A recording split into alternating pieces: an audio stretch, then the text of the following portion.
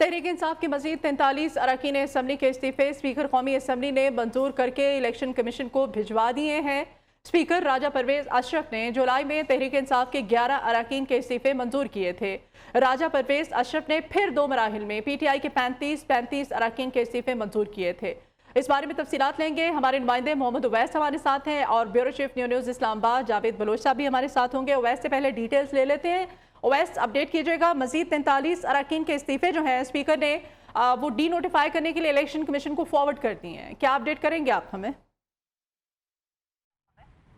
जी बिल्कुल, क्योंकि इस्तीफ़े मंजूर होने का जो सीज़न है वो चल पड़ा है और क्योंकि पाकिस्तान तहरीक इंसाफ के पहले मरले में 10, दूसरे मरले में 35, तीसरे मरले में 35 और अब चौथे मरले में 43 इस्तीफ़े हैं वो मंजूर किए गए हैं, जिनकी मजमूई तादाद जो है वो अब 123 बनती है। क्योंकि एक इस्तीफ़ा जो था कराची से रुकन कौमी असम्बली जो है पाकिस्तान तहरीक इंसाफ के उनकी जानिब से स्पीकर कौमी असम्बली को ख़त लिखा गया था, जिसमें कहा गया था कि वो अपना इस्तीफ़ा वापस लेना चाहते हैं।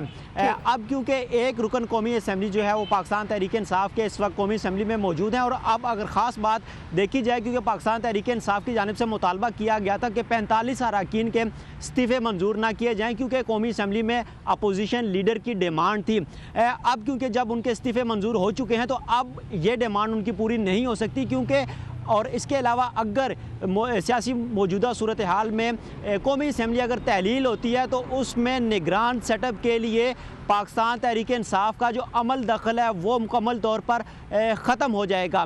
क्योंकि पाकिस्तान तहरीक इंसाफ की यह दरख्वास्त थी और इस्तदा थी कि उनके 45 अरकान असम्बली के इस्तीफ़े मंजूर ना किए जाएँ, जिस पर उन्होंने इलेक्शन कमीशन से भी रब्ता कर रखा था। अब क्योंकि पाकिस्तान तहरीक इंसाफ इस मौके पर है कि कानूनी जंग लड़ी जाएगी, इलेक्शन कमीशन में कानूनी जंग लड़ी जाएगी और इलेक्शन कमीशन से इस्तदा की जाएगी कि 45 अरकान के जो इस्तीफ़े हैं वो मंजूर ना किए जाए, क्योंकि वो असम्बली में वापस आना चाहते हैं।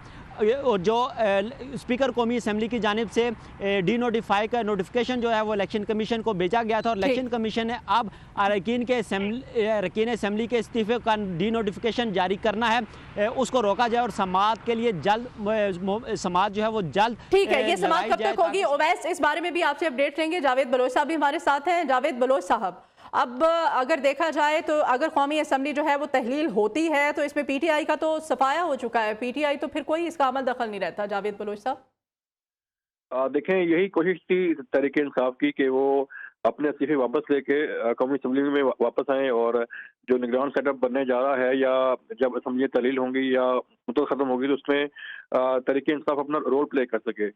लेकिन क्योंकि ये तमाम अरकान पहले इस्तीफे दे चुके हैं, बार बार जो है वो 7-8 माह से यही डिमांड की जा रही तहरीक इंसाफ की तरफ से कि उनके जो इस्तीफे हैं मंजूर किए जाएँ।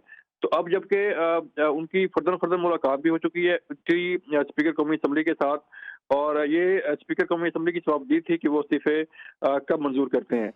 इसलिए आज जो अहम डेवलपमेंट हुई है, 43 अरकान असम्बली के जो इस्तीफे मंजूर हुए हैं उसके बाद तहरीक इंसाफ जो है वो कौमी असम्बली में बिल्कुल ख़त्म हो चुकी है। लिहाजा उसका कोई ऐसा रोल नज़र नहीं आ रहा कि वो निगरान सेटअप के लिए अपना रोल प्ले कर सके या अपनी कोई राय या तजवीज़ दे सके। तो ये सूरत हाल इसीलिए गंभीर होती जा रही है कि अब सारी जो फोकस है वो इलेक्शन कमीशन की तरफ, जो दबाव जो है बढ़ाया जाएगा तहरीक इंसाफ की तरफ से कि वो इलेक्शन कमीशन को रोका जाए कि वो उनको डी नोटिफाई ना करे। ठीक है, बहुत शुक्रिया जावेद बलोच साहब, आपका बहुत शुक्रिया। वैसे आपका बहुत शुक्रिया, तमाम तफसीलात से आप हमें अपडेट करें।